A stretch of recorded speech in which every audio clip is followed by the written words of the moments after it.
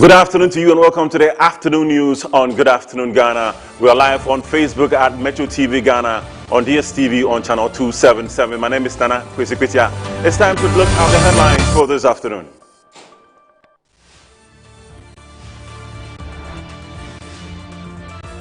Electricity Company of Ghana announced more scheduled power outage in several communities in the Accra West due to the fire outbreak at the Ghana Grid Company substation at Akosombo. Deputy Minister of Defense Ernest Broja-Jemfi has rejected claims alleging that military lands have been handed over to Ibrahim Mahama.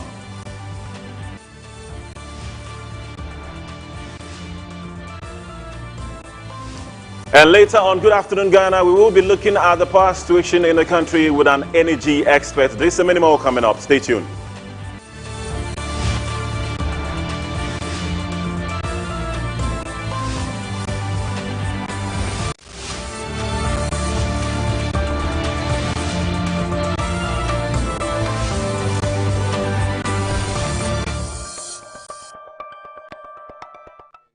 Welcome back, and these are the details. The Electricity Company of Ghana has announced a scheduled power outage in several communities in the Accra West region due to the fire outbreak at the Ghana Grid Company substation at Akosombo, which has significantly reduced power supply capacity. According to the ECG, the affected areas will experience a planned load curtailment from 12 p.m. to 6 p.m. on Wednesday, April 29 to 26. As authorities work to stabilize the power generation and transmission system. Communities that could be impacted include Akadabaka, Makati Hill, Bawi, part of Jamestown, Bubuashi, Pokiase, Achimota, Dansoman, Tessano, Ofanko, Tantra Hill, Weja, Malam, Kolegono, Choko, and several other surrounding areas within the Accra West enclaves. The ECG says the curtailment has become necessary due to the reduced supply from the Gridco substation and assures that power will be restored once the generation profile improves. The company has also apologized for the inconvenience caused and appealed to the customers for patience and understanding.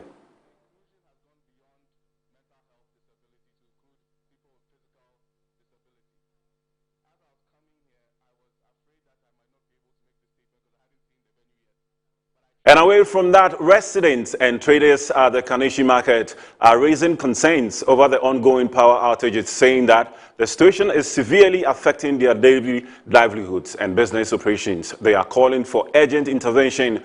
My colleague Rachel Ponto has more on this.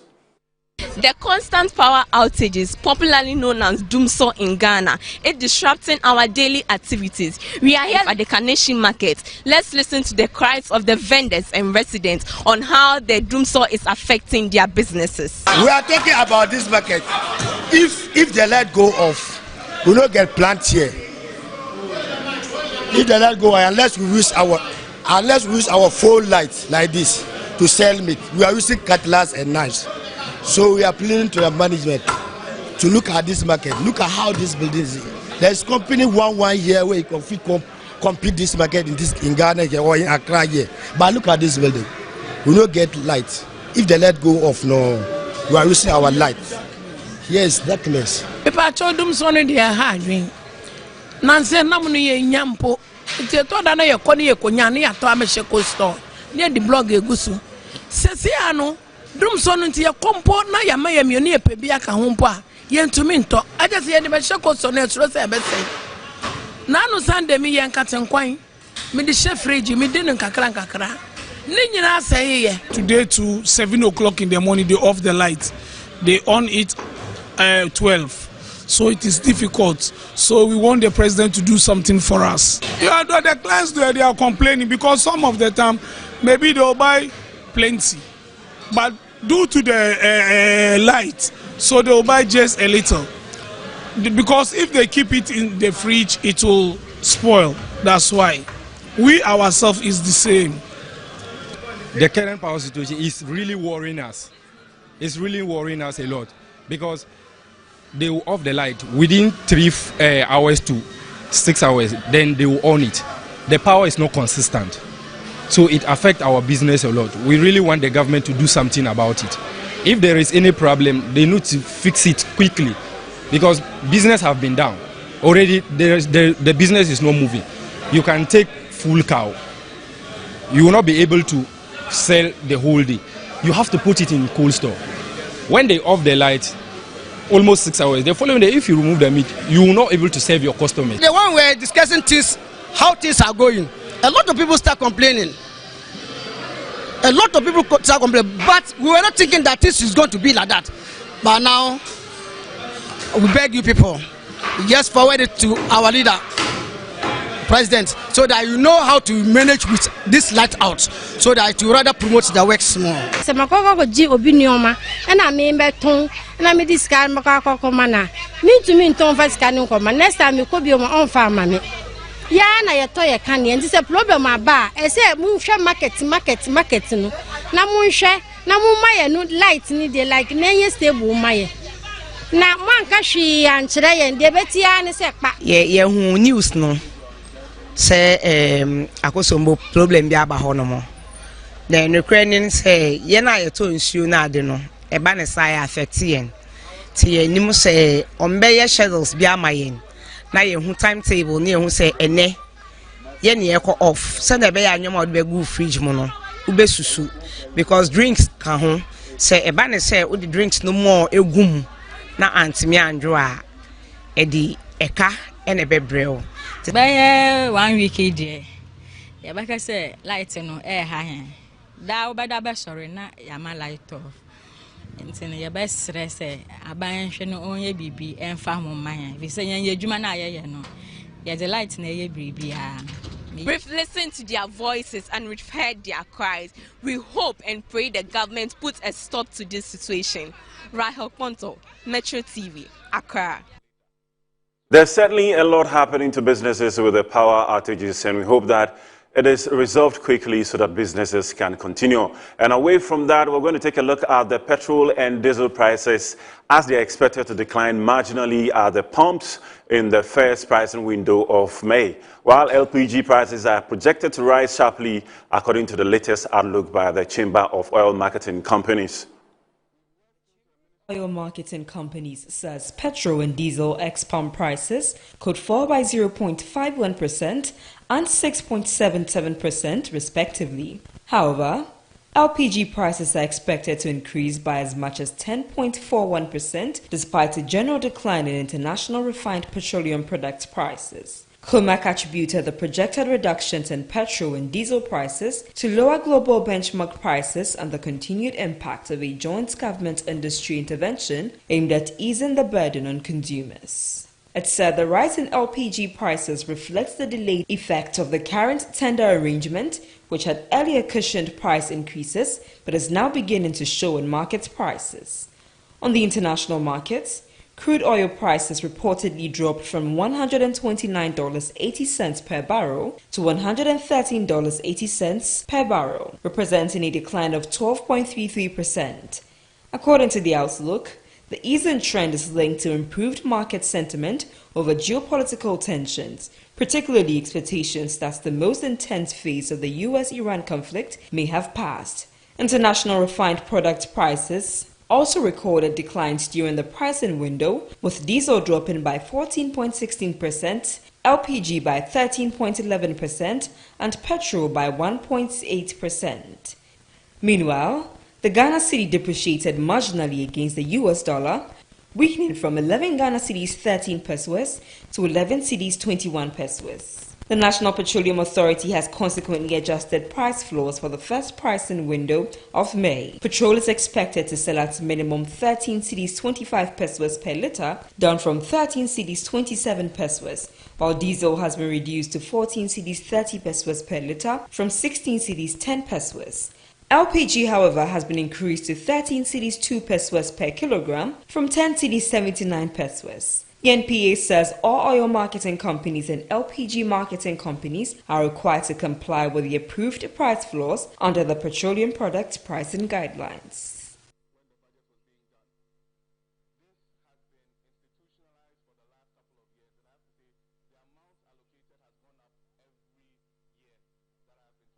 All right, so the government has pledged to improving the informal sector of the economy by extending social protection to workers of the sector.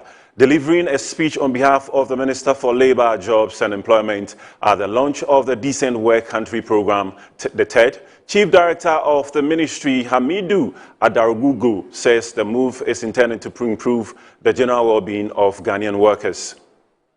The Ghana Decent Work Country Program 3 by the International Labour Organization is a framework which spells out key priorities of creating more decent and sustainable jobs for Ghanaians, increase access to inclusive gender-responsive policies at the workplace, and enhance social protection. Ghana's commerce is largely driven by the informal sector, with the sector contributing 80% of the country's workforce and 27% to 37.6% of natural GDP. Yet, very little attention is given to the growth of the informal sector. Speaking at the launch of the Decent Work Country Program 3, International Labour Organization Country Director for Ghana and Liaison for ECOWAS, Dr. Vanessa Fala, says the framework is critical to the development of the country. It is an important intervention, and as we saw this morning with the presentation of what we are trying to achieve, working together with the constituent partners in Ghana, will begin to see us moving and making a contribution as well as towards achieving the country's national development priorities. Continued collaboration, and as we said, as well as continued dialogue, because at the core of the mandate of the ILO is tripartism, is social dialogue. Therefore, being able to sit on the table and engage and discuss and implement this program is going to be very meaningful. Chief Director for the Ministry of Labour, Jobs and Employment, Hamidu Adargugu, says government is committed to formalizing the informal sector. We are particularly committed to strengthening social dialogue, ensuring that policies and programs are developed through inclusive consultation and consensus building in ensuring ownership and sustainability. Furthermore, the government remains absolute and resolute in its efforts to modernize labor legislation, improve working conditions, and extend social protection to vulnerable groups, particularly those in the informal sector. The Decent Work Country Program serves as the main vehicle for delivery of ILO support to member states. Let's take a look now at other stories as the accountant and member of parliament for Sagnarigu, Ata Asa, has emphasized with individuals affected by the ongoing power outage while cautioning the MPP to not try to exploiting the emotions of Ghanaians. A communication team member for the New Patriotic Party, Kojo Nsafuapoku, also called for the implementation of long-term solutions to curb the power outages. They both spoke on Good Morning Ghana.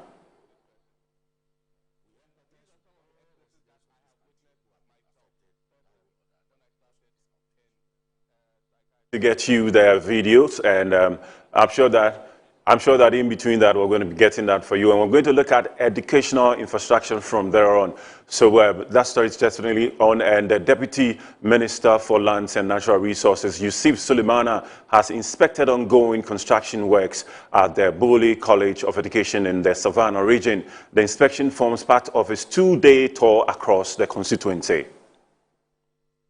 The construction of the educational institution was commenced in 2016 by the NDC government but left abandoned after they left office. With the return of the NDC in power, work has resumed, giving hope to make education accessible to the people of the Savannah region. Addressing the media, Alhaji Yusuf expressed satisfaction with the progress on the Bole College of Education project. A couple of months ago when we were campaigning, the people of Bole requested for a school.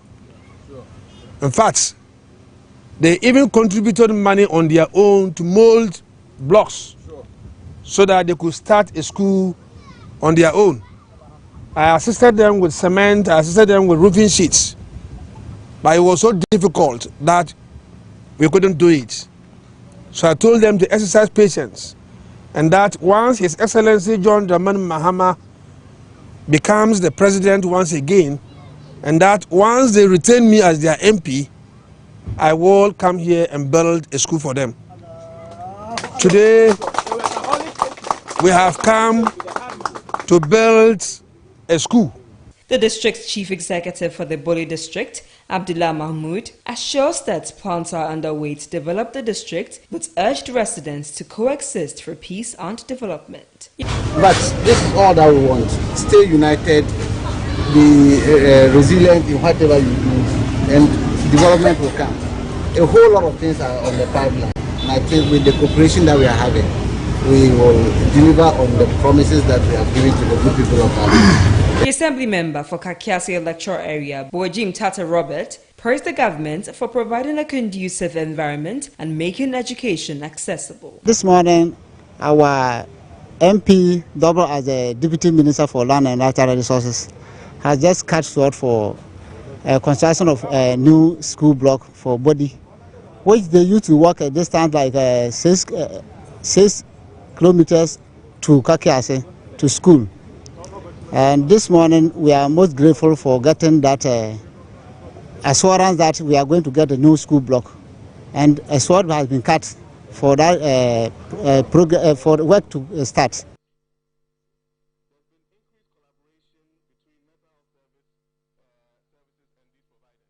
Let's turn our attention now to health, as the health policy advisor for the Ghana Medical Trust Fund, Dr. Norbert Kipo, says government is putting in place measures to ensure comprehensive healthcare financing for all Ghanaians, hence the introduction of the free primary healthcare. He said improving early detection and treatment for Ghanaians battling with non-communicable diseases will go a long way to strengthen the national health insurance in attaining its objectives. In Ghana, non-communicable diseases are a significant health concern, accounting for 43% of all cause mortality. Speaking at a dissemination event on non-communicable diseases, health policy advisor for the Ghana Medical Trust Fund, Dr. Norbert Kipo, said measures introduced by the Ghanaian government to combat the rising cases of non-communicable diseases are working. The burden of NCD is rising. There is no denying about that. And in Ghana, simply we say that of the 10 top disease conditions that kill Ghanaians, 6 of these are directly related to NCDs. So why not? Government policy is aimed at strengthening this. And I must say, for us as a country currently, we are in a very good place. I always say it. We are putting in measures and policies to ensure comprehensive healthcare financing for every Ghanaian.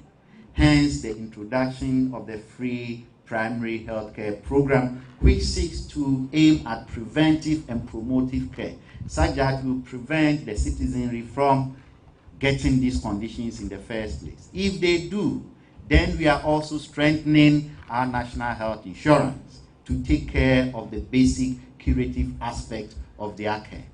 A professor at the College of Health Sciences at the University of Ghana, Alfred E. Yosin, emphasized the role of research in the fight against non-communicable diseases. He urged a concerted effort to fight the menace. It's important that we join in this program where some research has been done on the cardiometabolic disease, particularly in diabetes, and information like this, data like this helps us ground our interventions on empirical data and evidence. So this is very good.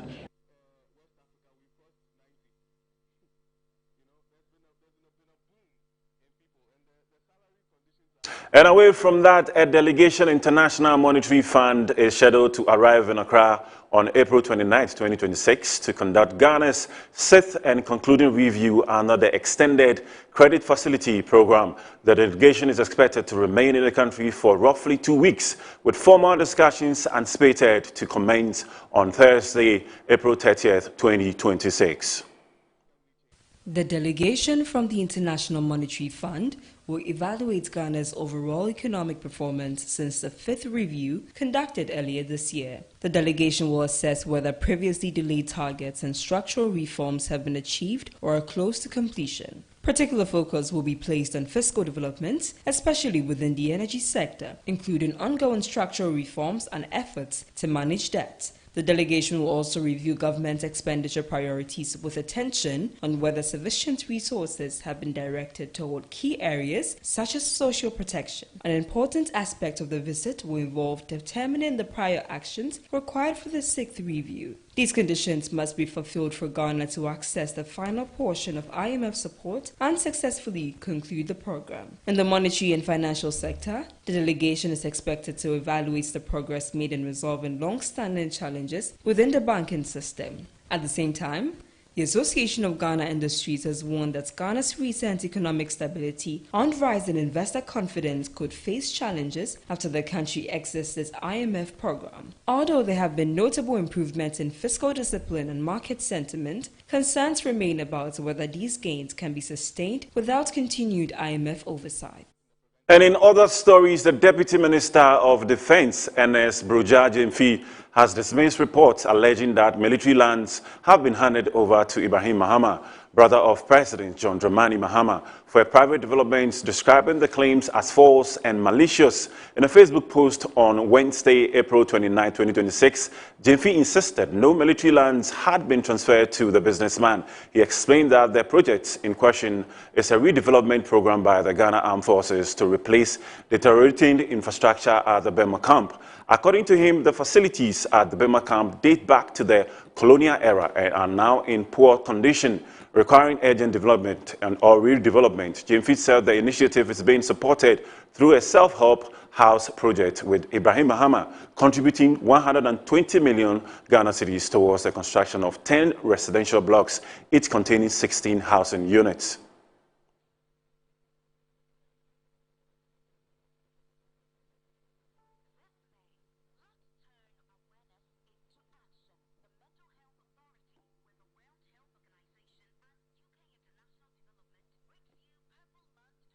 So, I mean, that's what he wrote on his Facebook, as you can see right there. I wish to firmly dismiss and ignore any false and malicious reports suggesting that military lands have been given to the president's brother to develop.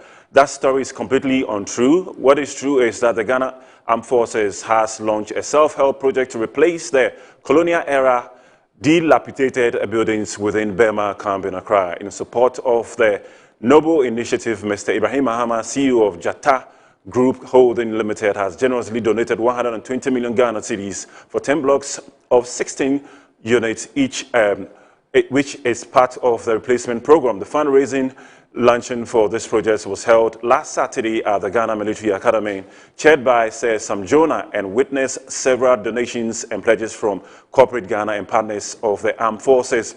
We extend our deepest appreciation to Mr. Mahama for his extraordinary act of patriotism and generosity. His contribution will directly improve the welfare of our gallant men and women in uniform who sacrifice daily for the peace and security of our nation. May God richly bless him, grant him more years, and multiply his generosity with greater success. Thank you for your attention. And that's coming from Mr. Jemfi.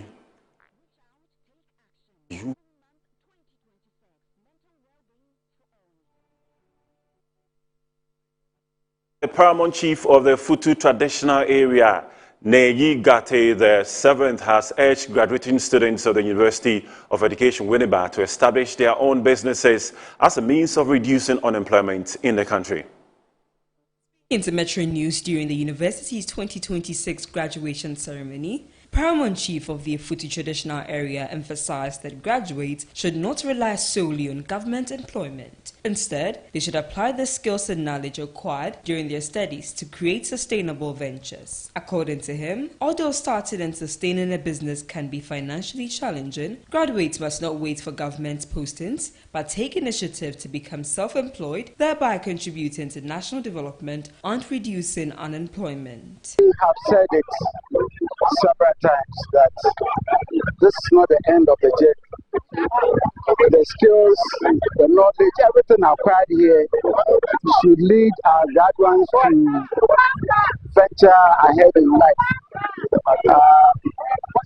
Come up with ideas to be employers themselves. Albert Kwame Arthur, a lecturer in the Department of Arts and Education, also expressed appreciation to the management of UEW and the students for a successful graduation ceremony. He further called on university authorities and stakeholders to strengthen support for the arts department to better equip students with entrepreneurial skills. Diana Martin, a graduate, expressed gratitude to the university management for organizing a successful event. She encouraged her fellow graduates to put into practice the knowledge and skills they have acquired. Advice to my friends who are now coming is they should work hard, focus, and endure.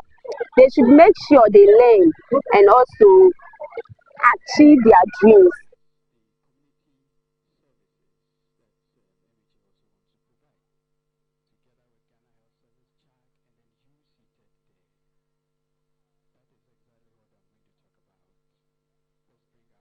All right, so that's it for the afternoon news. We're going to take a break. When we come back, Good Afternoon Ghana continues from here.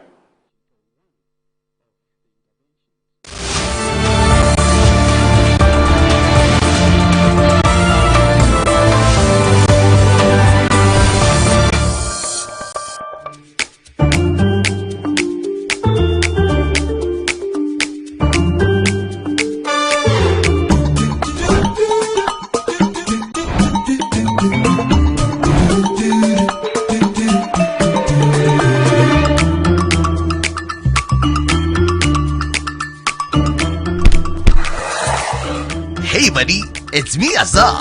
Yeah, me now they see. Hey, you don't look fresh. Oh. Hey. With your label today, me. Wait till you see what's inside me. Azar, freshly made inside and out for greater coverage and colors that last longer and beautify your walls, spaces and places. Azar, no size. Go ahead. Buy now. Azar, #1 from Azar Group since 1921.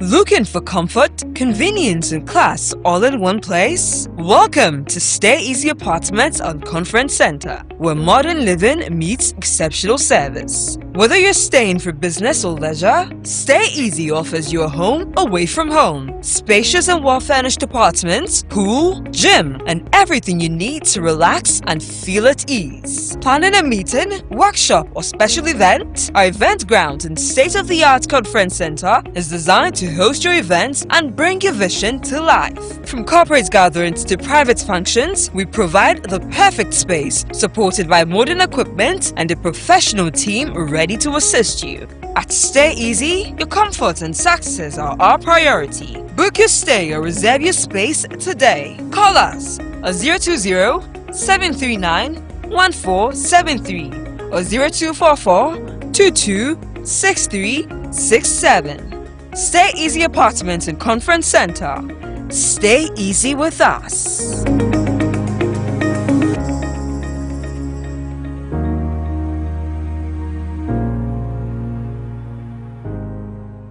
Hive Management Systems, in partnership with the Solid Waste Association of Ghana, invites you to the Green Go Hub official launch and fundraising event. Theme: Powering the Circular Economy with Smart Technology, with a focus on incentivizing segregation at source. Join us at the Mamphy Hall, Gimba Green Hill campus on Thursday, 7th May 2026 at 10 a.m. Our special guest of honor is Niayi Bonte II, Bese Manche Adonte of the Ghana State, Chairperson, Nanama Entry, Executive Secretary of the Environmental Service Providers Association. Keynote addresses will be delivered by Honorable Samuel Nate George, Minister for Communication, Digital Technology and Innovation, and Professor Nanama Brown Kluche, Chief Executive of the Environmental Protection Authority. This event is proudly endorsed and supported by the Ghana National Plastic Action Partnership, the Environmental Protection Authority, the Ministry of Environment, Science and Technology, the Ministry of Communication, Digital Technology and Innovation, the Environmental Service Providers Association, Zoomlion Ghana Limited, and Indigo Foundation, with media support from Media General, UTV, Metro TV, MX24, and 1957 News. To register as a sponsor or donor, visit www.gringo-hub.com or call 054-342-7085. Your fundraising host and MC will be Mr. Alfredo Kanse. With strategic partnership from Globalware, the East Legon Executive Fitness Club, Blue Skies, and Margins Group, this event is powered by MTN as the official title sponsor. Be part of the movement towards a cleaner, smarter, and more sustainable future.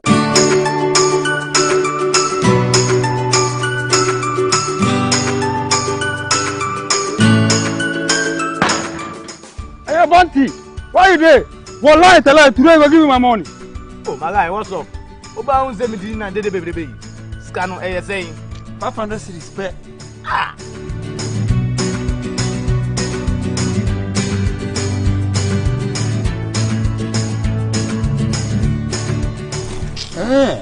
I see. Level don't change. But show me the way. But there's some sorry Amanua. Talk to babe. ¿Quieres ganar dinero? Huh? Cash. Yes, cash. Shisha kwa mpa edubeko nkunimdiemu. Call wada.on.us na me sign up. Ema ore mfi se udi wo telephone number so ebeka ho uwie a. Afei, be games no emu. Shisha one short game. Fasika kume bitu ho. Afei, number se free 0 to 99. Yede wakumape. Na obenya sika dia free 50 Ghana cedis. Kopim 500 Ghana cedis. So it be easy like that. Just like that. So I'll go buy my dream car. Por supuesto. Just visit wadaon.us and win some cool cash prizes. Baby. Boom! You need too much. Play responsibly. Gaming can be addictive. Accredited and endorsed by the Gaming Commission of Ghana.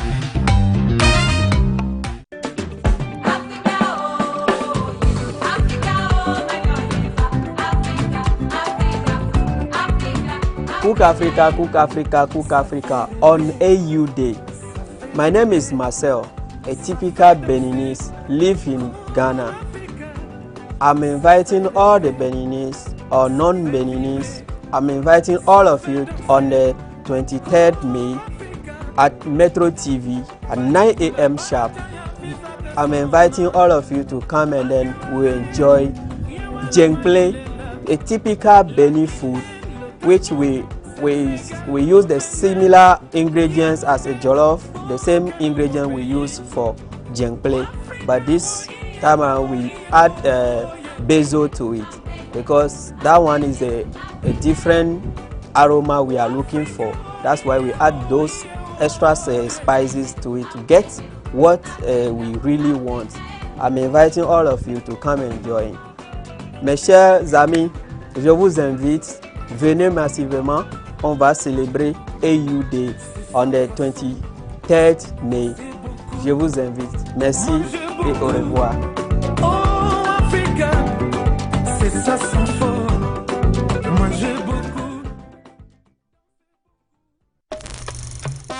Africa's strongest arm wrestlers and the most powerful pullers are coming into town for the 2026 Africa Arm Wrestling Championships. It's 2 explosive days of strength, pride and continental supremacy as elite athletes from across Africa converge to grip up, lock in and go to war on the table for the title of Africa's strongest. Date 1st and 2nd May 2026. Venue Baltimore Sports Complex.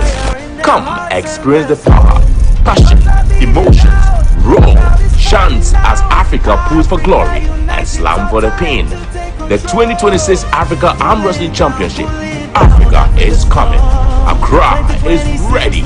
Contact 0244-280802 for sponsorship and information.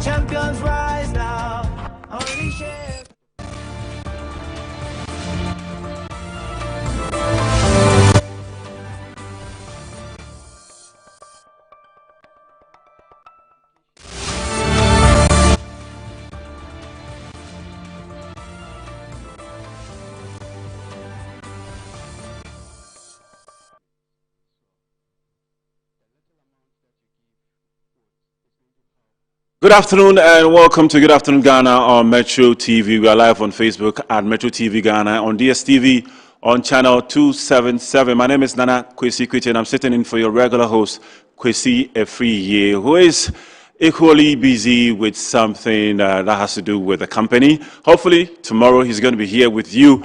And today we are going to be looking at 3 items on Good Afternoon Ghana as we take a very good look at the Ghana Federation of Labour as they want to boycott the May Day celebrations with some other contents. That will be our first story. And then also we're going to move on and look at the development of Sagnarigu Adam Musa, aspiring chairman for MPP for the constituency, who also happens to be the entertainment chief. You can also call him Jem Nana. We'll be talking to him to look at the way forward for Sagnarigu. And then finally, we'll be looking at the energy crisis happening in the country, aka Doomso. We have an energy expert who will be talking to us, and we'll be finding out about him, the state of what's going on, and how quickly are they going to resolve this issue so that we can get back to full business. In the meantime, we're going to go to our video wall as we look at the boycott for May Day celebrations and also some of the concerns that they have. So we're going to go to the video wall and take a look at a letter or a communique that they have actually issued that, so that we can actually see what they are trying to say. All right, so I'm going to look at the situation here from my phone, and it's going to be a long one actually because, all right, so the leadership of let me actually start from the top for the attention of all the GFL affiliates. And it says, dear colleagues, participation in the 2026 May Day event, the leadership of the Ghana Federation of Labour wishes to provide the following update to its affiliates concerning participation in the 2026 May Day event. And the significance, or what they're trying to say, or the objective, is the fact that May Day is a historic workers' occasion observed internationally to reflect on the struggles and also against the exploitation of labor, including the sacrifices that led to the recognition of the 8-hour working day. The celebrations also serves as a platform for workers' solidarity, reflection on the continuing challenges, and then also confronting labor, and a collection call on government and employers to actually address workers' concern. And the concern regarding the 2026 May Day program is this. Unfortunately, recent development regarding the 2026 May Day celebrations or program have not actually promoted the united front expected of Ghanaian workers. That is what they're saying over here. And it must be noted that Ghana's labor relations and framework has changed significantly under the Industrial Relations Act, which is 1965 Act 299. The TUC occupied a dominant position within the labor movement. However, the Labor Act 2003 Act 651 introduced a plural labor regime which recognizes multiple labor centers, independent unions, and workers' associations. In the context, May Day cannot properly be treated as the exclusive platform of any labor center. And we have one of their very staunch members who is on the phone, who we're going to be talking to so that he can actually talk to us about this. And he happens to be Abraham Kumsin, Secretary General, Ghana Federation of Labour. Good afternoon to you, sir.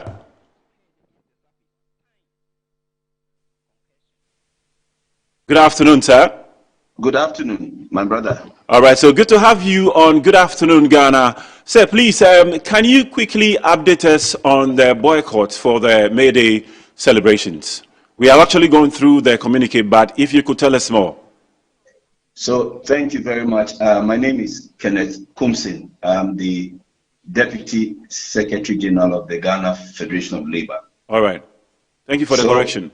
So the communique that you have is a directive to all the 16 national unions affiliated to the Ghana Federation of Labour. And it is to the effect that, considering the poster, considering the legitimacy driven or deficient posture, the obstructionist posture, if you like, what we call the legacy bound posture of the TUC to dominate and to appear to dictate to the other trade union centers as to the conduct of a very important national event such as the May Day parade. which historically, if you read the history of May Day, it has to do with collectivism, workers coming together, not by any form of antagonism or obstructionism or divisionism, but coming together collectively to make their voices known on very critical national issues. We think that the TUC's poster undermines this very important fundamental principle and appears to celebrate exclusionism in the place of inclusivity. Why am I saying all of this? So on the 16th of April this year, the Ghana Federation of Labour and the Forum of Public Sector Unions invited the leadership of the Ghana TUC to the Ghana Employers Association office, the conference room, and the agenda was clear. That it's important that we study the speeches that will be read at the May Day parade. We need to dissect, bisect, interrogate, and look at the content of the statement that should represent organized labor. And let us bear in mind that when we talk about organized labor, we are making reference to the 180 trade unions in this country. Okay? There are about 180 trade unions in this country. TUC organizes only 18 of these among the 180. The Ghana Federation of Labour organizes 17. The forum has about 8 strong public sector unions under them. And this also includes the other independent trade unions that cut across the country that is not affiliated to any of these 3 labor centers. But because we have used the 3 labor centers as the mouthpiece de facto to engage in serious critical policy decisions, it has become a workable arrangement. So we said, listen, let's have a conversation on the content of the program.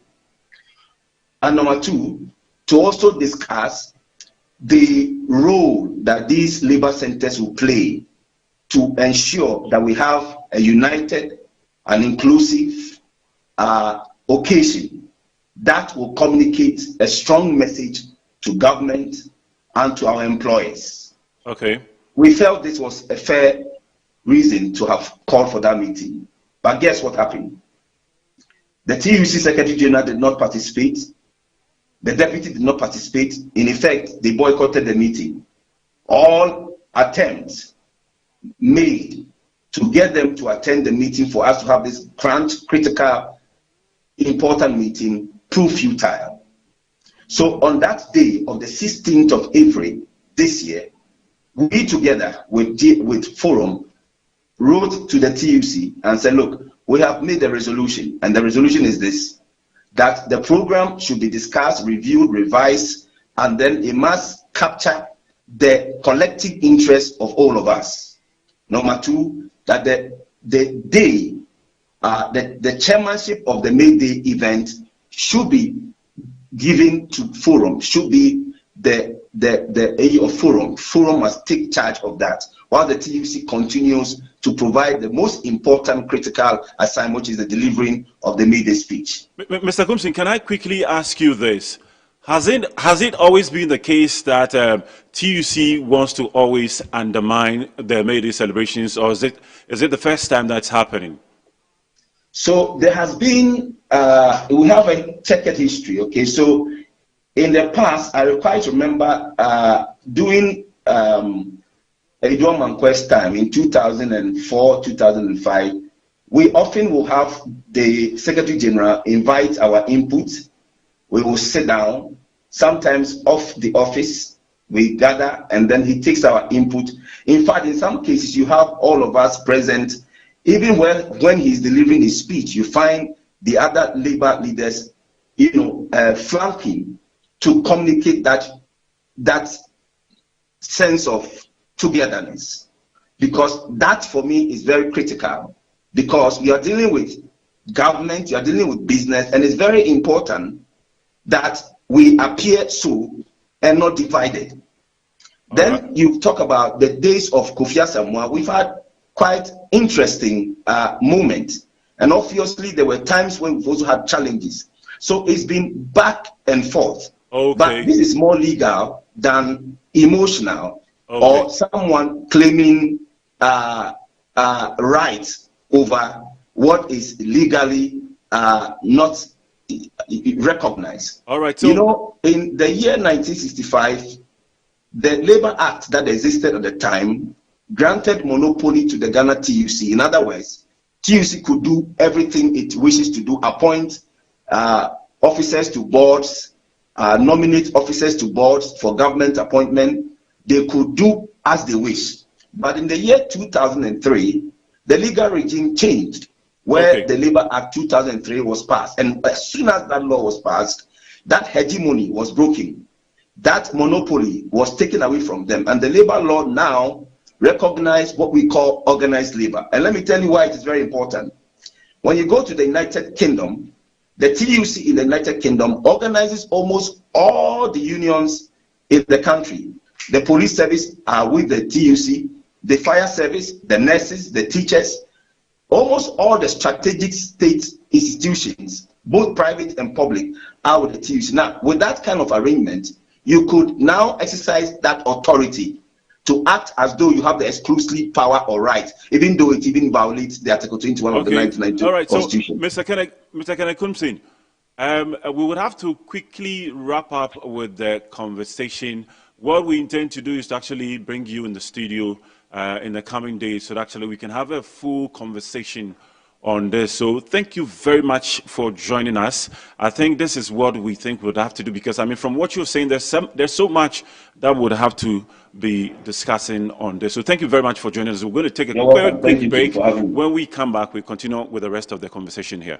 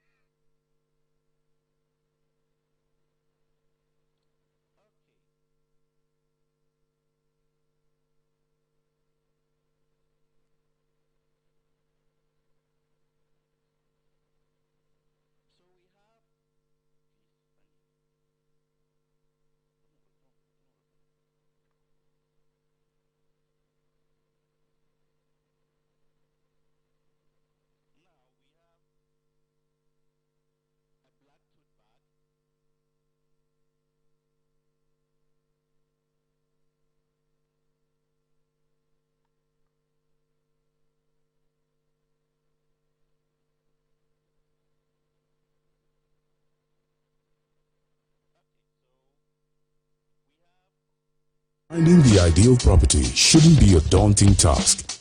At MNC Properties, we believe everyone deserves a place to call home. That's why we specialize in providing affordable housing options under our flagship project, Fresh Property Joy. Specifically designed for low and medium income earners. Our range of customizable homes includes 2 and 3 bedroom standard and executive options, all meticulously crafted using innovative interlocking brick technology. We understand the importance of simplicity and convenience in the acquisition process. That's why we have designed our procedures to be straightforward and hassle-free, offering flexible payment options tailored to your individual needs. In addition to our affordable homes, we proudly offer litigation-free lands for sale in vibrant and upscale communities that present the perfect opportunity to build your dream home. We are committed to making affordable housing a reality, providing you with the joy of owning a home that meets your budgets and aspirations. Whether you're looking to buy, rent, or invest, we've got you covered. Our service team is ready to assist you on 030-255-1917. MNC Properties. Mommy, good morning. Good morning, my son. How are you? I'm fine, thank you, Mom. How about you? I'm fine. Joe, I just saw your mom doing her usual morning routine. Like, it was just 2 weeks she underwent a major colon surgery. Bro, see, my mom is doing perfectly fine, and we're all excited about it. It was minimally invasive surgery, and the recovery has been very fast. Minimally? Hey! No, wait. What do you mean by that? So they offered my mom a laparoscopic colon surgery. Laparoscopic colon surgery, which we accepted. It turned out it was equally safe with a very fast recovery time, and the cost involved too was very, very reasonable. She was discharged 3 days after the surgery, and you can see her, she's on her feet again. 3 days? Just 3 days, bro. Mean Tuber Hospital, First Ghana Colorectal Center, aimed to serve a peculiar health need.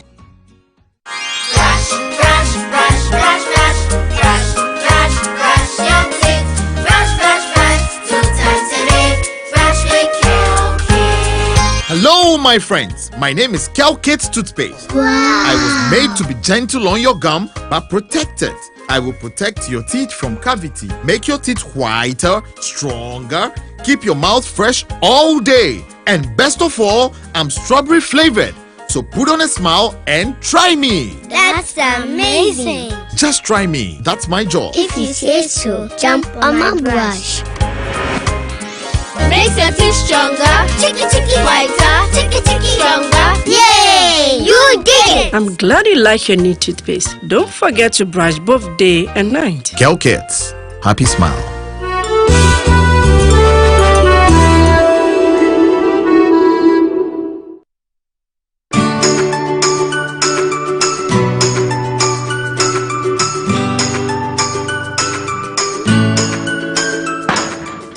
Hey, Bunty, why you there? One lie, tell her today go give me my money. Oh, my guy, what's up? Oba unze me dinner dede baby. Scano ASA. 500 cedis spare. Ah.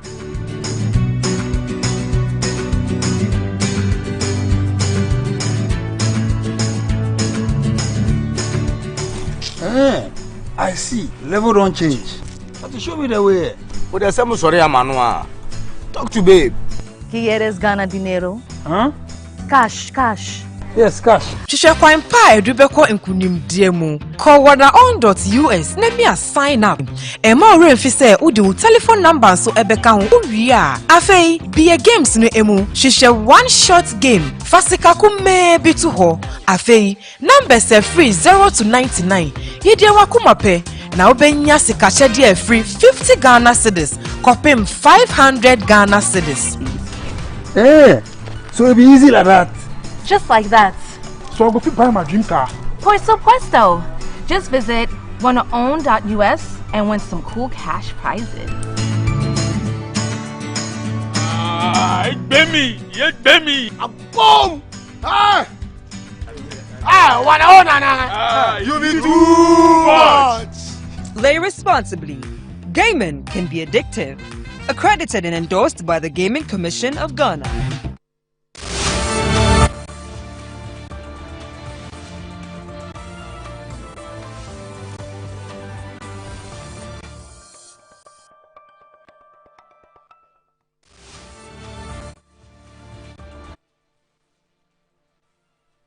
Good afternoon, Ghana on Metro TV. We are live on Facebook at Metro TV Ghana, on DSTV on channel 277.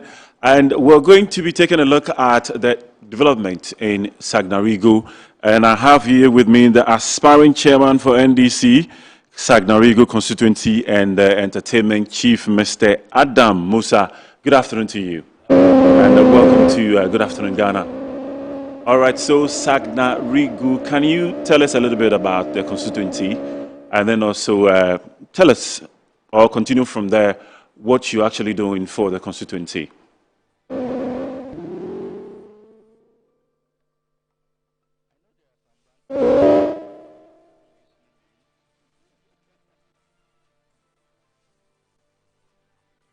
All right. Okay, so All right, so we're going to be continuing the conversation. I'm sure that your microphone is being worked out. So we're working out your microphone so that at least we can continue with the conversation. So over there, it's Good Afternoon Ghana right here on Metro TV. We are taking a good look at Sagnarigu constituency. If you know that in the northern part of the country, and we have the aspiring NDC chairman right here with us, who also happens to be the Jemnana, which is the entertainment chief for that constituency. We are having a little bit of technicalities or technical issues over here, but we're going to resolve them so that we can continue the conversation right here. So, Adam Musa. All right, so let's take a quick break. When we come back, we'll go straight into that conversation.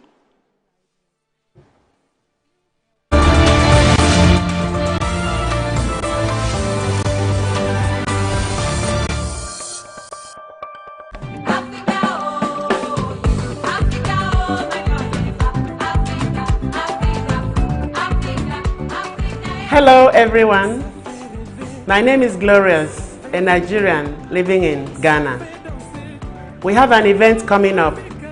It is called Cook Africa on AU Day, 23rd May 2026 at 9 a.m. prompt. It will be held at the Metro TV premises. It is an opportunity for us to invite all Nigerians that are living in Ghana and all Africans that are living in Ghana to come out on 23rd May 2026. You come to Metro TV premises to enjoy yourself from the test masters. We are going to offer you pepper soup, the best pepper soup you've ever taken. Isiewu, nkwobi, edikanikong, afang, bitter leaf, ewedu and gbegiri, amala, pounded yam, fufu, semo, wheat, assorted meats, assorted fish, and cow leg, bokoto. You are going to have the best you've never had before from the test masters. And we pray that you will not miss this day. It's only demo. Yara Sidion before. Yana Miam before award you could send AU Day, 23rd May 2026, 9 a.m. prompt. Mbono miebi bake Metro TV premises. Mbok mi bengen before. Iki ready one day. Iki ready one day. Love you guys. God bless you.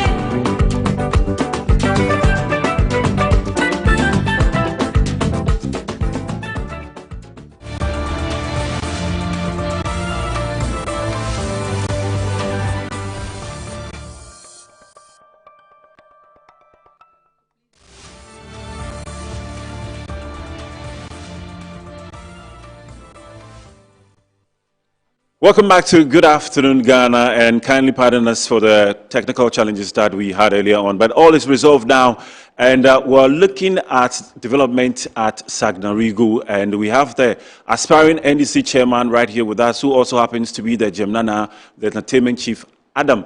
Yeah. Good afternoon to you. Good afternoon. All right, so earlier on I was asking you to tell us a little bit about Sagnarigu so that we get to know Sagnarigu. Okay. I think first of all, thank this station for this great opportunity.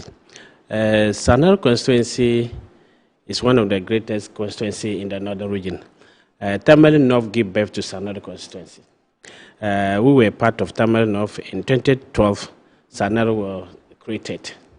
When it was created, the first person to become the first MP was Honorable A.B. Fuseni. And he did marvelously during his era or his time when he was MP for that constituency, up to 2024, when he lost primaries to Ataisa, who is currently the MP for that area. And as I said, a new constituency, there are a lot of challenges that we are still facing in that constituency, because when Honorable A.B. Fuseni was there during his time, he do everything possible to ensure that road network and electricity issues are dealt with.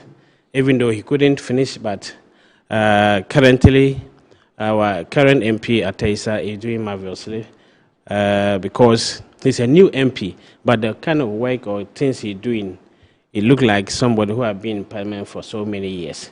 And looking at the schools, I can mention about the current school buildings that are ongoing on their schools. Like Kunyavula, we have JSS there. If you go to Nyerje, he's put on another JSS there. And then if you go to Kasalgo, to the district assembly, you see road is they are constructing the road there, which has been there for many years. During the MPP time, they awarded it to the regional chairman of the MPP, but he left it. But when we came to power, right now, as I'm speaking, contractors are on the road. And if you look at the rail road, that's a big push. It's also it passed Sagnarigu constituency to Bolga route. So there are a lot of good things that's going on. What is the biggest challenge of the constituency at the moment? I mean, when you go there right now, almost everybody's talking about. Yes, that our challenge at this moment is the road network. Okay. Yes, across the constituency, we still have a lot of problems in our roads. So, and we are gratefully or thankfully, this MP have put his eyes on those aspects, trying to ensure that our road network is put to rest. All right, so you are an aspiring NDC chairman, and I'm sure that you're a grounds person. Yeah. And this time around, you want to elevate your status concerning the party that you belong to. Yeah. What are some of the things that you think you've seen on the ground that you think are possible for you to change? That is why you are aspiring to be a chairman for the NDC within that constituency. Yeah, if for me, as you said, I was born in that constituency, and I know very much about the constituency. For me, as a person, looking at our constituency, a lot of students are having problems in terms of their school fees. So even from last month up to now, I pay almost 20 students' school fees from tertiary levels. And you've been doing that every year? Yeah, I've been doing that. I myself use my pocket money to rehabilitate some roads for some community called Nyerje. I also use my own pocket money to extend electricity to a new area in that community. You're a big man. Oh, yes, you are. Yeah, so I've been doing a lot of things. And also, we have orphanage houses, which I always try to support them with food all the time. And a lot of things that I'm doing. Do you get external funding to do all this, or it's just you alone? Oh, I'm just doing it myself. Because and other people are aware? Yeah, they are very much aware what I'm doing in the constituency. Most especially, we have some widows in that constituency, so I do give them support, because sometimes, or these days, it's difficult for a widow to get a husband to marry again. So sometimes they are finding it difficult to feed their children. And so women, they decide not to marry if you have more than 2 children, because they don't want the children to be maltreated in other man's house. So, and you know, even a man and a woman taking care of more than 4 children, it's not easy. Yeah. Not talk of a single person who's even a female. So I do try to support them in that. How is business within that constituency?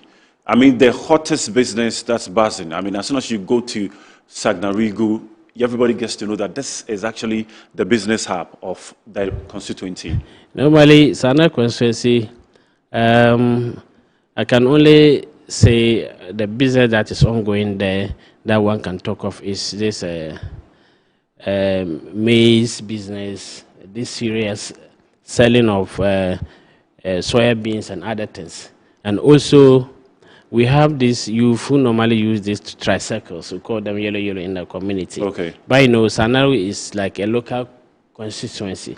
We don't have that much urban things in that municipality. But we are trying our best to put this in order. All right. So what do you think about your chances as an aspiring chairman for the NDC? We are now going to be talking about you. Yeah.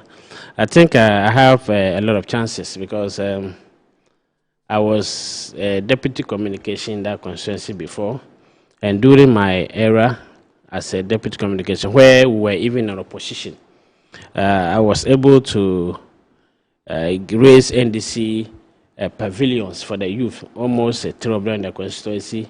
And I've also able to buy at least 300 plastic chairs for NDC youths.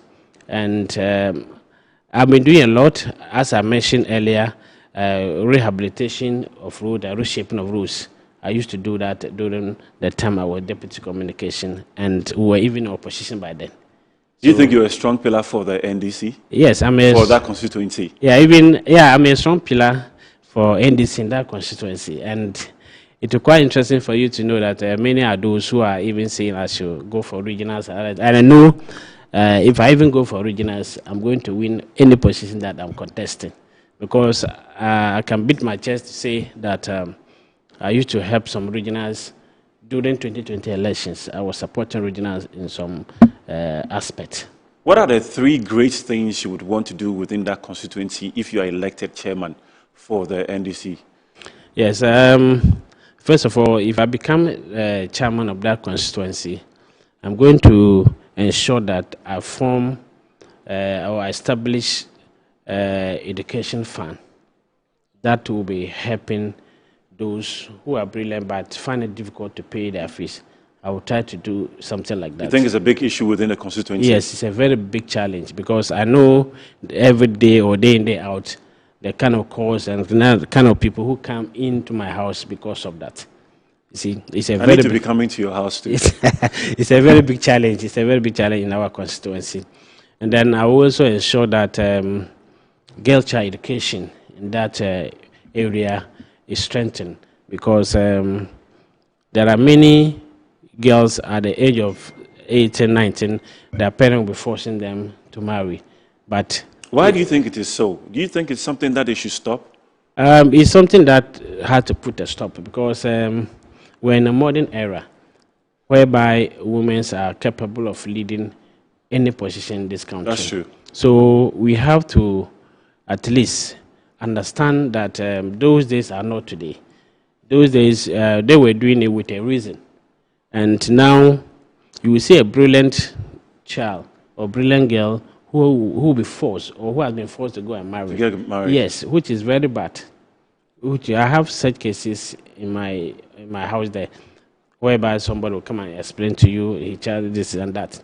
So those are the things that I will also look at. It's left with the last one. I mean, we are looking at 3. You're speaking about the and then education the last, fund, the girl child, strengthening girl child education. The last one, it will be the constituency. Okay. The constituency, especially the branch executives. Mm-hmm. I will ensure that the branch executive will know that their party is in power, because many of them are complaining of lack of jobs. They are not getting anything since we come to power. So I will ensure that each and every branch executive will experience something good when our party is in power. For that one, I can show you that. Do you have like a general plan or a general blueprint for the Sagnarigu constituency for the development of that constituency? Do you have something like that? Yeah, you see, in Sagnarigu constituency, as I told you earlier on, the MP, who is Ataisa, has a very good initiative for the constituency in terms of development aspect.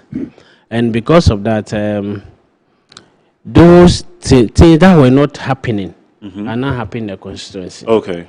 For instance, it was quite interesting for you to know that when Atamis was in power, that was when this Sagnarigu Municipal Assembly was created. Okay. Now the assembly was built away from the community, whereby the road that will link you to the assembly was very bad. So but then government built the assembly very modern. Then after they left power, the road that will link you to that assembly was very wretched up to now. It's not working. It's not working. The MPP came there 8 years time. They didn't attend to they didn't attend to that. They don't attend to it. Now, if you go to see, if you go and see what the MP is doing on that road, in fact, you'll be happy. So our main agenda or our main priority at this moment is to make sure that Sagnarigu link-out roads are connected. are well. They are well connected and yes. so on. All right. Yeah. So, do you have any aspiring future for for NDC nationally? You want to actually have a seat in playing the big shots when it comes to the NDC political party. Do you have any future ambitions? In politics, anything can happen. But for now, I'm concentrating on my chairmanship. Anything can happen means that it is there. You have That's the what plan. I'm saying. Anything is possible in politics. But for now, I'm concentrating on my constituency chairmanship position. The MP at the constituency at the moment, what do you think is his biggest challenge? His biggest challenge, he have a lot of work to do. There are a lot of problems in that constituency, but he's somebody who is doing very well. As I'm speaking, you remember, NDC came to power just last year, but he has been able to give appointment to people, more than 50 people. That's the MP over there? Yes. Within the constituency? Within the constituency, he has been able to give people appointment, more than 50 people. Okay. He has been able to ensure that schools are be built around the constituency. He have tried to ensure that road network is built around the constituency. He's doing extremely very well to ensure that the problems we're encountering in that constituency, at least if he didn't complete, he might at least go at least 60%. Okay. Yeah, he's doing. If he had opportunity, maybe for the next years, I think he will do something better. All right. So let me personally ask you this: within your heart of hearts, what do you think you want to so much say to the Sagnarigu constituency, which you think you haven't said so far, concerning what you think you would want to do to help develop the constituency? Yeah, I think what I think our constituency need from me as a person, I tell you earlier on how I pay student school fees. Okay. It's a serious challenge. You can see I'm just hammering. Yeah, you on keep that talking about yes, that. Yeah. It's a serious challenge because on my table I still have more than 20 students to pay their fees. Now, I'm not the MP, I'm not the current chairman. So if I'm having or I'm receiving such problems, what about the MP? What about the current chairman? That means on that table, it will be more than what I'm receiving. You see, so what I think in our constituency, which is Sagnarigu, is we need a serious market, a very big market in that constituency, in that municipality, that can generate income so that the assembly can use it to develop the area. Because we are not having a serious income, something that will be generating income for the assembly. Okay. So that was a very big challenge because we and Tamil Metro are different. So our side, we don't have any big market or anything that can give us money to do development and also help our people in the constituency. That is our major challenge. And we are hoping and praying that His Excellency the President will look at that and then give us a very modern market. Modern market, that's what you are asking for. Yeah. All right, so I mean, with the personal projects that you've been embarking on, the charity projects, have you thought of reaching out to other organizations to help you so that at least you can fund all of this as you continue to help the constituency? Or you think you just have to do it by yourself? This one I'm just doing by myself because there are my people. You don't think you need any help? For now, no. And if maybe I'm not, at times, or if maybe in future, I can see challenges, then I can now go in for. At the moment, you're not seeing any challenges? No, there are no challenges in me using my money to support people or do that. Yes, I'm capable of doing that.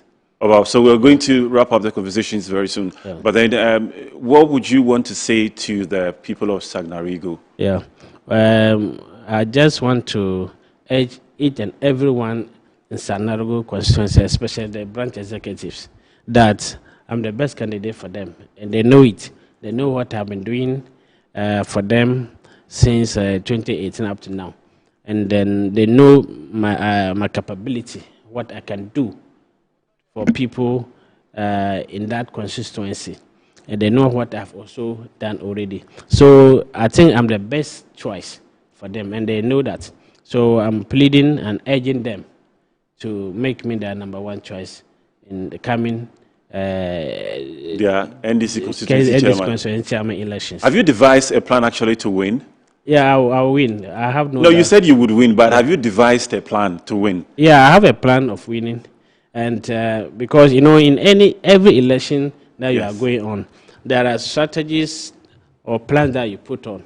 As I'm here, there are people on the ground.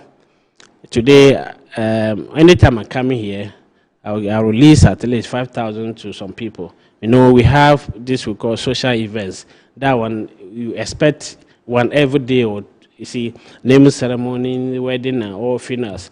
So if we have funeral, I have to at least give 1 bag of maize, 1 bag of rice, and 200 cedis to the person. So anytime here, my people are doing, and it is part of our plan, our strategy of winning the campaign. You happen to be the Jemnana, the entertainment chief for the constituency. Yeah. I mean, I would have left that one out, but then I'm happy that you're just talking about outdoorings and so on. What do you particularly do through entertainment to actually support the constituency? As Jemana? Yeah, Jemna, yeah. That one is basically on the entertainment, because if you like Shatawale, Sakwade, all the musicians here, anytime they come, I receive them. So, and currently we're even bringing Root Boy to Tamale from Nigeria. So anytime they come, they come through you. Yes. So we have to find accommodation in other place as a entertainment chief, so that and then also security. We have to ensure that they are well safe, and then nothing happen. Then they will take good name of our city back. And settings, whenever we have certain event, like on 30th May, Root Boy will be in Tamale. You will see that businesses would boom because the stadium is going to be full. Yeah, it's going to be full. So there are a lot of things that will happen, and people will always want certain to be repeating in the constituency or the whole region. So I'm doing well for my region. What are your final words? My final words is I'm the best candidate to lead Sagnarigu constituency, or to be the next chairman of the constituency. So everybody should give me their mandate, all delegates and all party leaders should support me to become the next chairman of the constituency. All right, so we've been speaking to Adam Musa, aspiring chairman for NDC in the constituency of Sagnarigu, and also the entertainment chief for the same constituency, and we've been looking at the development of Sagnarigu. He said it all, and he's spoken to the constituency to vote for him. We're going to take a short break. When we come back, we'll continue with the rest of Good Afternoon Ghana right here on Metro TV.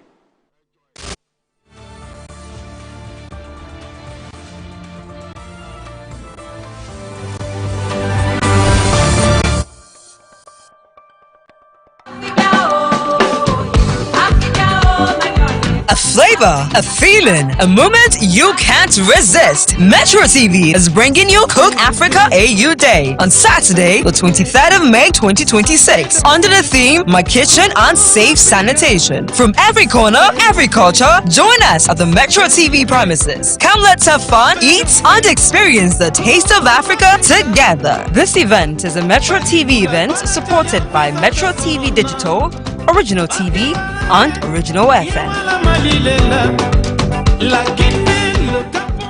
In a time where noise is loud, but clarity is rare, one program is changing the conversation.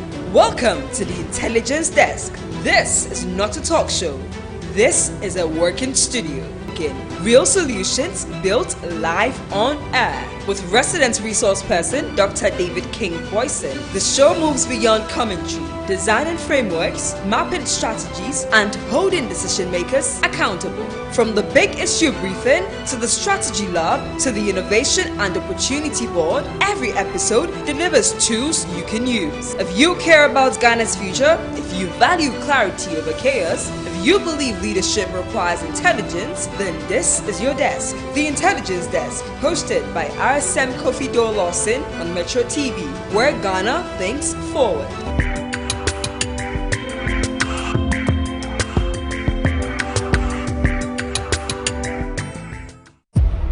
Can you imagine? As that day, I think he was actually planning to have intimacy with me. As usual, it's hectic. But wait, you know, I cannot wait to be promoted, Mom. You know me, I get black belt, so nigga don't fuck with me. Hey. Nigga don't fuck with me. Bro, I go fit sound you for him. Hey. I am not joking at all. See, can't think about protocol. See, you sick of can you never act Mr. Gentleman, Mr. Gentleman. Make no fool plus. You can equally carry all the money in her room and they will not touch a pinch of her hair. What's going on between you and Pasolo? You will find out when you get to the dining. I have fallen for you down flat. How long is it taking you to open the door? Is that a condom? No, it's chocolates.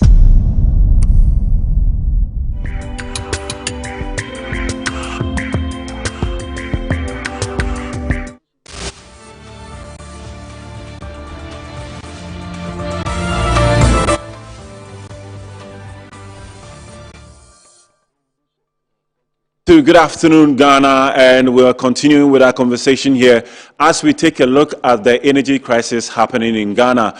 A few areas, I wouldn't even say a few areas, quite a number of areas are going through what we call doomsday, and it's a disturbing issue because businesses are beginning to cry out loud because they think that they are not making the best out of the power outages that's happening. And I'll be talking to one of my guests that is ready to join and is joining me here via Zoom, Mr. Benjamin Nsia, Energy Expert, Executive Director, Center for Environmental Management and Sustainable Energy. He's joining us via Zoom. I'll be talking to him in some few moments to come. But before that, we went to Kaneshie to speak to some businesses concerning the power outages. We would like to take a good look at it, and then when we come back, we'll go straight into the conversation. So let's go for that video. Constant power outages, popularly known as doomsday in Ghana, it's disrupting our daily activities. We are here at the Kaneshie market. Let's listen to the cries of the vendors and residents on how the doomsday is affecting their businesses. We are talking about this market. If the light go off, we don't get plant here. If the light go on, unless we use our phone lights like this to sell meat, we are using cutlass and knives. So we are appealing to the management to look at this market. Look at how this building is. There's company one year where you can compete this market in Ghana or in Accra here. But look at this building. We don't get light. If the light go off, no, we are using our light. Yes, darkness. If I told them something, they are having. Nancy, Namuni Yampo. It's a told that you're calling a Konyani at Tamasheko store near the blog Gusu. Sesiano. Drum son into your compo na ya may near Pebiaka Humpa, yen to minto. I just hear the Bashako son as Nano Sunday me yan cat and quine. Me the chef rage, me didn't kakra. Nina say today to 7 o'clock in the morning they off the light. They on it 12. So it is difficult. So we want the president to do something for us. Yeah, the clients they are complaining because some of the time maybe they'll buy plenty. But due to the light, so they'll buy just a little.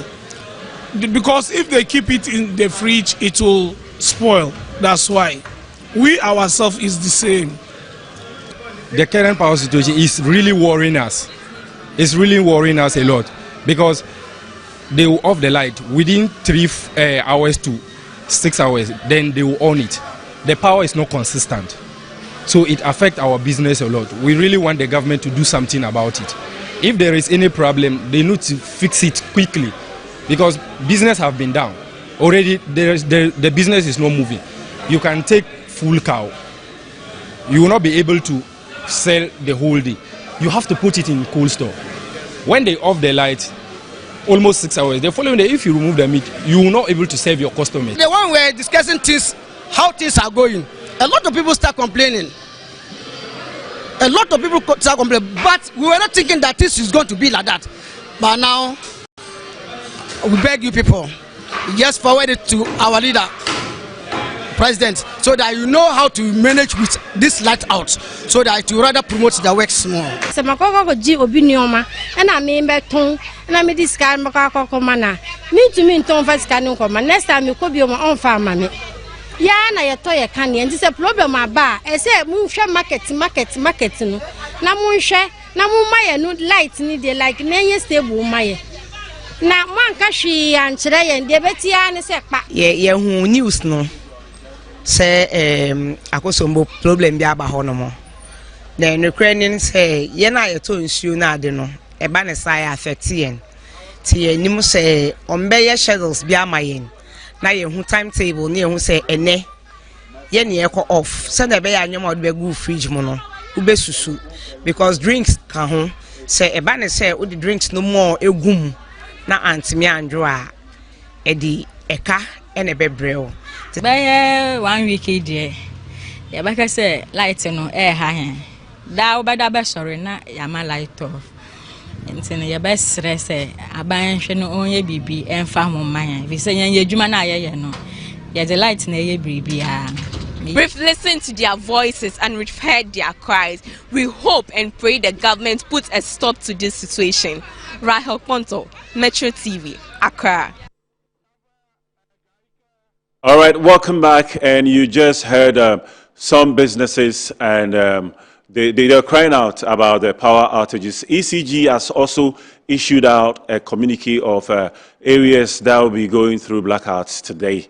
And I'm sure that that news has already gone out there. But then we're going to be speaking to Mr. Benjamin Insia, Energy Expert, Executive Director, Center for Environmental Management and Sustainable Energy. Good afternoon to you, sir. He's joining us via Zoom.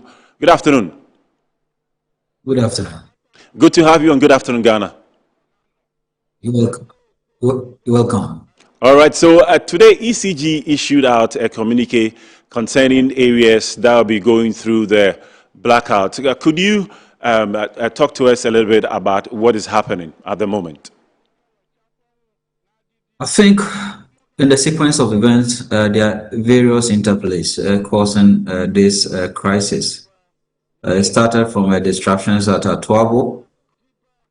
Before that, we had an information coming from ECG that they were doing some transformer upgrades that were going to cause some plant outages. And unfortunately for us, Saturday we also observed knockout of the control room of Akosombo, which also made that lose some dependable capacity, thereby creating a deficit. So these are the sequence of events that have caused this crisis that we are currently in. So let me ask you this. How long do you think this situation is going to go on? Because, I mean, clearly, I think I heard that it's going to take 2 months or even 2 years. I saw something like that.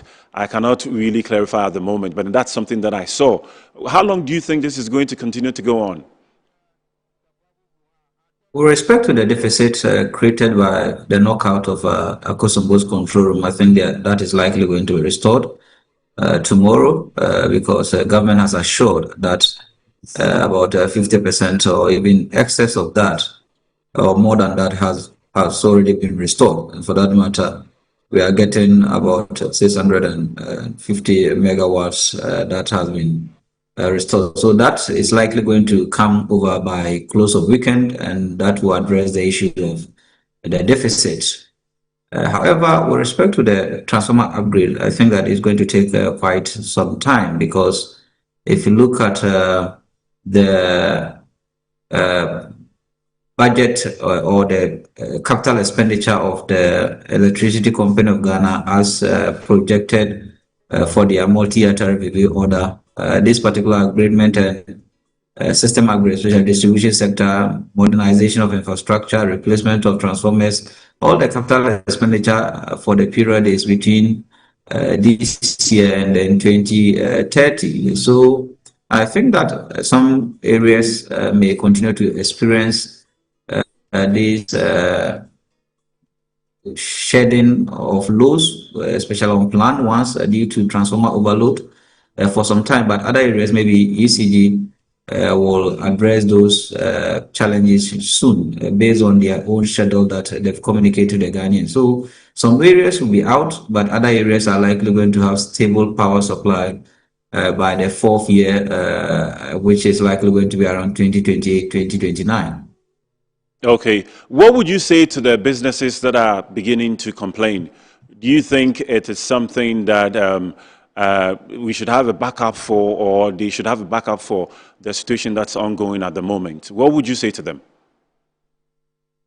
So mostly, I will advise businesses, and I also advise government. See, businesses know the challenge that government is going through, but the government is failing to assess them, plan their operations, and I think that is also unfortunate and unfair to these businessmen. If you listen to the tape you played, some of the women even have much information about the crisis. They know what is challenging for them is the lack of communication, and that is quite dangerous, even more than the doomsday itself. So government at a point must also begin to communicate. I think ECG is doing quite well in terms of their agreement. They are now scheduled. But the central government, because of how it politicized the sector, is failing to release a schedule based on the deficit that currently occurred due to the disruptions in Akosombo. But if they're able to complete it, I think ECG will go further to give us plan schedule. Now, if ECG is giving us plan schedule, what businessmen must also do is that because agreements are likely going to take a day or two, they must begin to source alternatives. If that is, they have the capital means to get alternative sources of power, they must begin to procure their own alternative sources of power to sustain business. If they are also certain the lack of that capital or liquidity to get alternative, then it means that they must also manage their productivity or maybe their production in terms of those that may likely put these product in frozen equipment or fridges and other things. So if the products don't get into fridge and likely going to spoil, it means that you must reduce the numbers that you bring out so that you put few in, and if the lights are out, it doesn't make you lose much. So I think that is what the producers and also the firm must look at, especially firms that do not have enough resources to be able to access their own alternative power when these plants are knocked out of the system due to some system upgrade. Okay, so let me ask you this, Mr. Ntian. Do you think at the moment it is necessary to politicize the situation? We've already politicized the power sector. Both parties use it in one way or the other for politics, and it is part of it. But moving forward, we must distance politics from the sector, because the sector is the fulcrum and engine of growth and development of this particular country. So there must be a very bipartisan approach in terms of planning and effective implementation of plans, because I said it on a platform yesterday that planning without implementation is not a plan, because within the project cycle or planning cycle or planning process, implementation is part of the planning process. So both parties must come together to critically plan the sector, knowing the new demand areas, projected demand that is likely going to rise, whether we must also build a lot of generation to meet these new demands that are being projected for, the necessary capital expenditure needed to fill in the transmission and the distribution must also be made, be allocated for through a bipartisan approach. But when we continue to think that this space must be politicized, at the end of the day, we don't get any solution. And that is why periodically you observe some of these crises, because it become very partisan in solution. And when you use a partisan approach in solving a national problem, you don't get it right. And it always creates issue of periodic challenges. And that is why our power sector continues to experience issues of periodic challenges. All right, so the MPP has said that the power situation is a leadership challenge. Is it a case of an issue that you think is technical, or it's not a case of a power challenge? So the sector has also some component being a leadership challenge because especially the current appointments in the power sector, not entirely the energy ministry, but the power sector had some challenges with appointments, and that is why we've seen some being asked to go on suspension and also shake-ups across some regions. So it means that we got our appointments quite wrong in the power sector, and we need to address that because when employees, especially middle-level managers and technical employees, do not accept leadership, it becomes very difficult for leadership to be able to implement any of their policies effectively. So we must get persons that we think that employees accept them, and employees will be willing to work with these persons. If you're able to get those persons in place, I think the leadership crisis will be solved.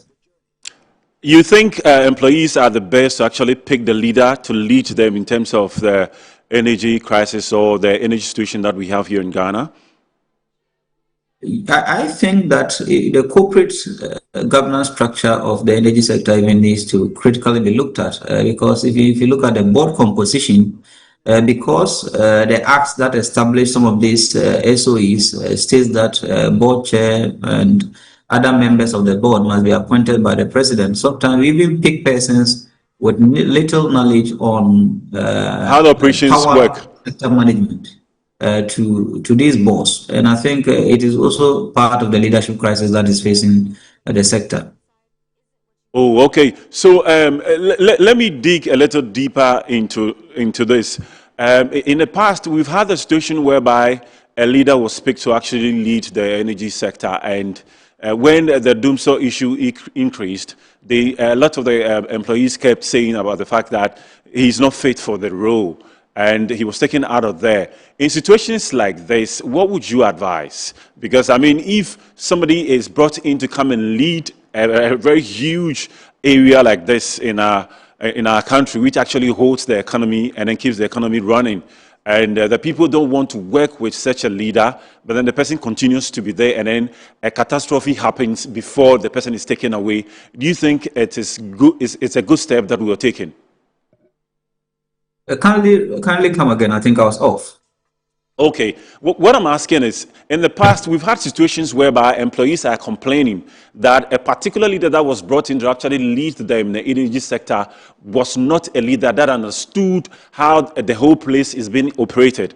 I'm asking that if we continue like this, do you think it is something that would go a long way to help us? Because if the people that are supposed to work do not agree with whoever has been chosen to lead them, but then that person is still given the opportunity to lead them, do you think it is something that would help us? Because in situations like this, when they don't like the leader, and then something extremely bad happens, and the leader is taken away from there, and then now we would have to look at what happened, and then see whether we can get the best person that can come to actually resolve the situation. Do you think it is the best practice that we're actually taking, or is the best step that we are taking?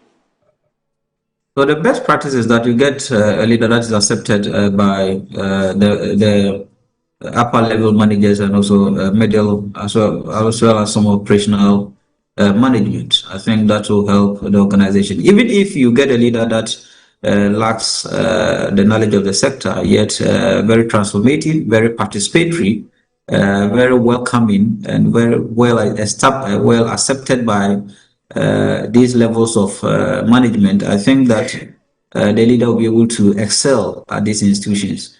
So it's about the approach too, by some of the leadership appointed to these organizations. But I believe that in any of these appointments, we must look at competence, capability of the leader to lead. It's not always about being a manager or being a CEO, but the other quality for us to resolve some of these challenges is leadership. If a leader goes there, or a person with competence, a person with capacity goes there and doesn't have the leadership requirement to lead the employees, that person will fail. And that is why sometimes we face some of these challenges. And lastly, I must also add that key requirements aside leadership must also be the person being knowledgeable about the sector to be able to understand and effectively implement policies for the sector. A lot of people are calling for ECG to be privatized. Do you agree with that? I'm one of those who think that we need some form of privatization at ECG because their revenues are not doing well. Their system losses are still high. They need liquidity injection to upgrade some of these infrastructure so that intermittent outages are not recorded to improve their what they call the SIFI and the SIDI. So I support those who think that some part of ECG needs some part of privatization, and that is the only way we think that we can bring in some discipline with respect to technical, operational, and then managerial, and also diffuse the over-politicization of revenue mobilization by these utilities in Ghana.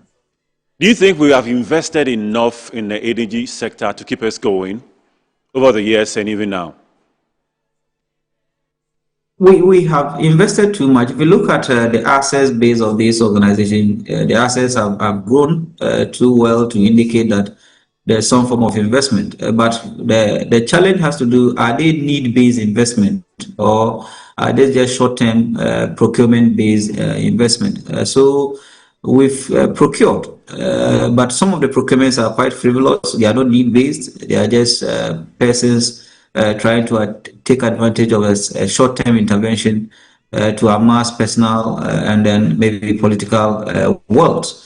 But beyond this, we need need-based assessment. And need-based assessment can only be done when we periodically... Mr. Insia, are you there, please? Mr. Insia, are you there?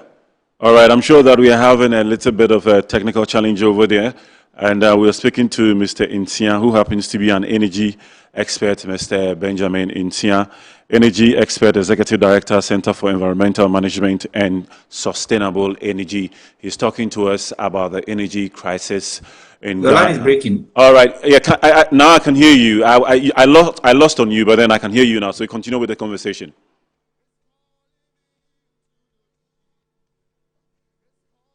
Mr. Benjamin Intia, are you there? Okay.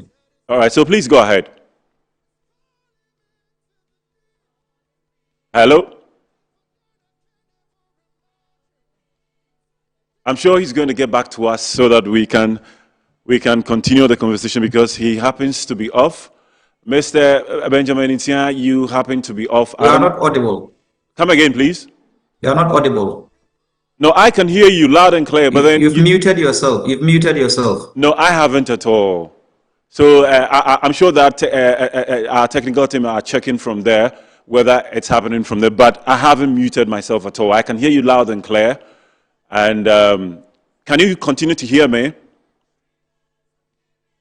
Hello? You're on mute. I can't hear you. You're not audible. All right. So can we talk a little bit about the areas that has been that will be affected? Because I mean, some areas okay, we're going to be looking at some of the areas that were affected or will be affected today.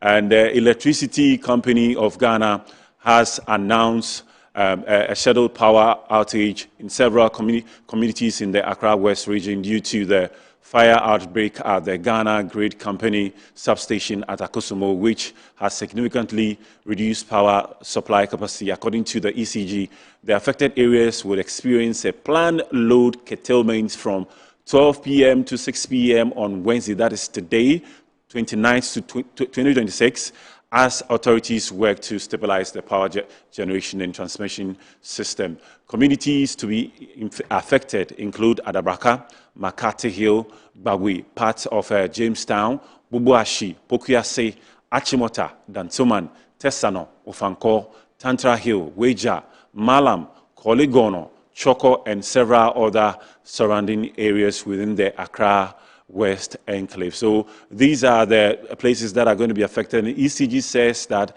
the curtailment has also become necessary due to the reduced supply from the Gridco substation, and that they are sure that power will be restored once the generation profile improves. All right, so Mr. Benjamin Intia is online. Good afternoon to you, sir. Good to have you back. Hello, sir. Mr. Benjamin Intia, please, are you back? We're still not getting him. I don't know what is happening technically, but then I'm hoping that we can get him so that we can conclude on our conversation here. He's actually giving us a lot of details that we need to know concerning the energy crisis, which I think is extremely helpful to all of us. As much as you've muted yourself. No, I haven't muted. You are on mute. No.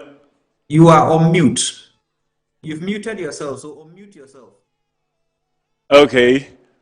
All right. So I'm just hoping that this works out between the two of us in terms of like how he can hear me and how I'm also able to hear him. And we are looking at ways in which, you know, this can be resolved so that businesses can go back to their business, and then they're going to be happy to know that, you know, they can run throughout the week without fear of power outages that could make them lose out on, you know, some of the product and services that they offer. All right, so he's on phone now. Let me speak to Mr. Benjamin Insian. Good afternoon, sir. Yeah, good afternoon. All right, good to have you back. So, I mean, we were talking, and then I think I lost out on you. Can you continue from where we left, please? So we're talking about the leadership. Yes, that's what we're talking about. We need a competent leader, experienced with a lot of capacities, who has held such critical positions in similar situations like those in the power sector. But that leader shouldn't only be a manager, but must be very participatory to make employees or other levels of management see the strategic vision of his leadership. If a leader is able to do that, I think that we may be able to resolve most of the challenges in the sector, because if you don't get such a leader, there could be such a form of antagonizing approach, some form of cynicism by some employees, some form of gimmicks to ensure that you fail, and then they get you out of the place, because these are competing and very competitive leadership positions that others want to also take an opportunity of. So I think that we need to balance some of these when we are appointing persons to manage or lead these organizations, so that at the end of the day they're able to achieve critical results for the sector. Why do you think we don't usually pick leaders that have run through the ranks of the system to actually lead the energy sector? Because, I mean, if they've been through the system, they know how it operates, and they know the people that can actually help to make it work well.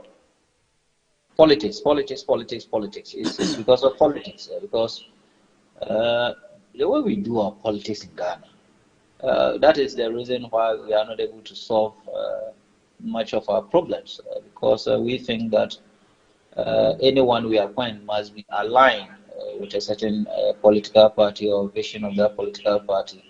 Even if the fellow doesn't have the competence to lead, we always want our political cronies or friends to man some of these state-owned institutions, and that is why we are where we are. So I believe that if we distance politics from some of these institutions, we are likely going to get the needed results in solving our critical challenges in the power sector. So it's politics, and I think that is why government wanted to do away with politics by getting PDS. However, we could not implement the policy well, or we could not force them to meet certain requirements before going through that particular contract. We hope that the recent announcement of private sector participation in terms of revenue mobilization will be done through a very robust, very honest, transparent, very clear manner, devoid of politics, so that at the end of the day, it goes to cut the political dominance in our power sector a little bit off. Thank you very much, Mr. Benjamin Insia, Energy Expert, Executive Director for Center for Environmental Management and Sustainable Energy. Thank you for joining us and talking us through the energy crisis and also finding solutions that can help us in the future. Thank you once again. And that's it for Good Afternoon Ghana for today. Tomorrow we're coming back. Continue to watch the rest of our programs on Metro TV. My name is Nana Kwesi Kwetia.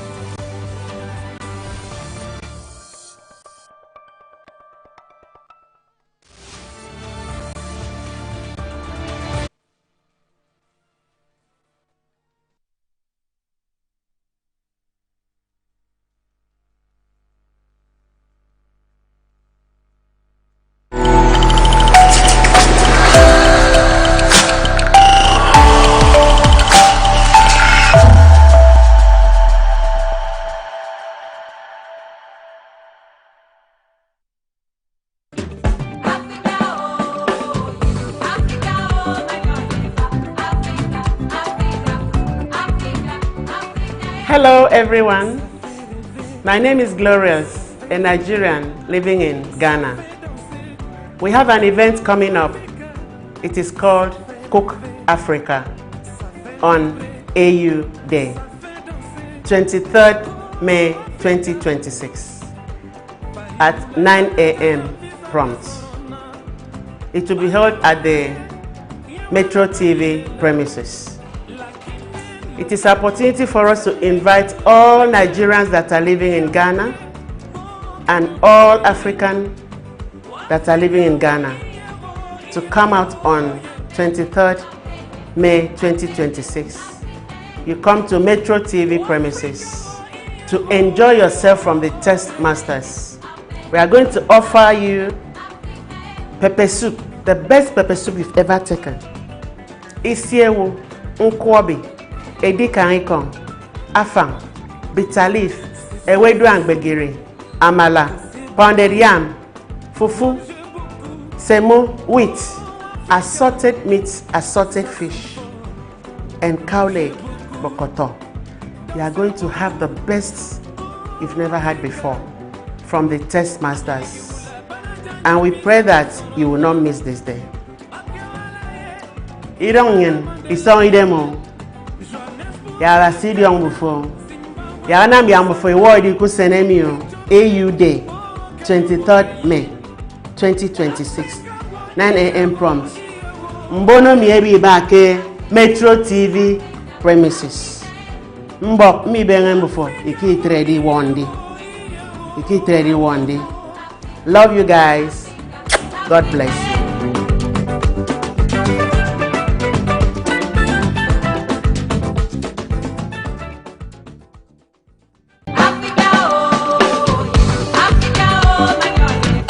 A feeling, a moment you can't resist. Metro TV is bringing you Cook Africa AU Day on Saturday, the 23rd of May 2026, under the theme My Kitchen and Safe Sanitation. From every corner, every culture, join us at the Metro TV premises. Come, let's have fun, eat, and experience the taste of Africa together. This event is a Metro TV event supported by Metro TV Digital, Original TV, and Original FM.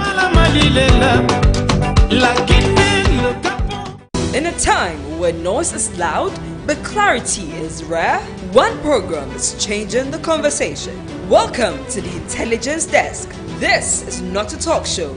This is a working studio. Each week, we break down the biggest national and global issues From AI and digital transformation to trade, jobs, governance, and national competitiveness, and turn complexity into practical, usable knowledge. Sharp questions, structured thinking, real solutions built live on air. With resident resource person Dr. David King Boyson, the show moves beyond commentary, designing frameworks, mapping strategies, and holding decision makers accountable. From the big issue briefing to the strategy lab to the innovation and opportunity board, every episode delivers tools you can use. If you care about Ghana's future, if you value clarity over chaos, if you believe leadership requires intelligence, then this is your desk. The Intelligence Desk, hosted by RSM Kofi Dole Lawson on Metro TV, where Ghana thinks forward.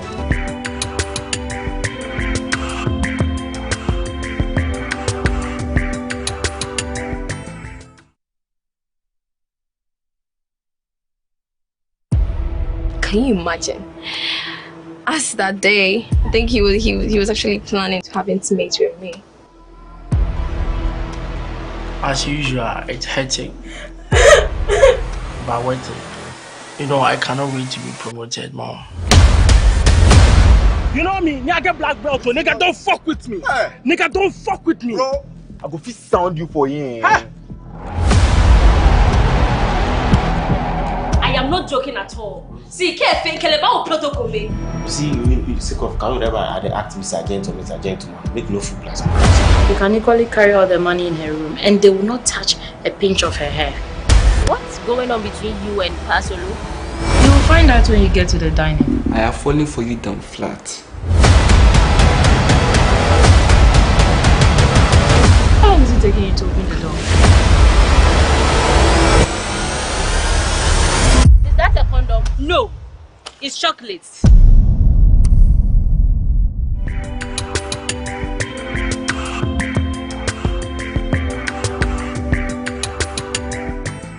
Your world, your stories, your